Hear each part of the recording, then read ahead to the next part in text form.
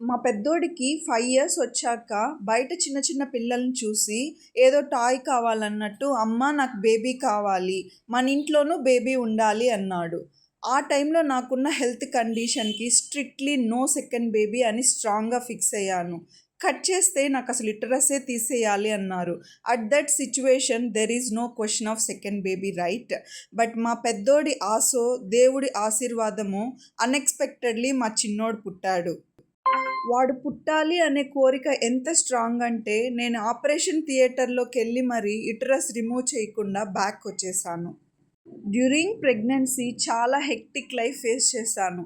తినలేను, కూర్చోలేను, నిలబడుకోలేను, పడుకోలేను. Oh my god! డాక్టర్ ఒక్కటే చెప్పారు, బేబీ మినిమం వెయిట్ వస్తే as early as possible C section చేసి డెలివరీ చేసేస్తాను అన్నారు. మా పెద్దోడు బార్న్ వెయిట్ 4 kgs. అట్లీస్ట్ వీడు 2.5 kgs అన్నా పుడితే చాలు దేవుడా అనుకున్నాను. బట్ లడ్డూ ప్రసాదం లాగా 4.4 kgs పుట్టాడు. That is the turning point for my life. అసలు వీడు పుట్టకముందు నా హెల్త్ ఎలా ఉండేదంటే అసలు నేను సర్వైవ్ కాగలనా, అసలు ప్రాబ్లం ఏంటి, దానికి రీజన్ ఏంటి, ఎప్పుడు తగ్గుతుంది, ఎలా తగ్గుతుంది, there are so many questions. వాటన్నిటికీ ఒక్కటే సొల్యూషన్గా మా చిన్నోడు పుట్టాడు. మనం ఒకటి తలిస్తే దేవుడు ఒకటి తడిచాడు అన్నట్టు మనకొచ్చే ప్రతి కష్టము మనల్ని ఇంకొంచెం స్ట్రాంగ్ చేస్తాయి. And thank you for watching. Bye.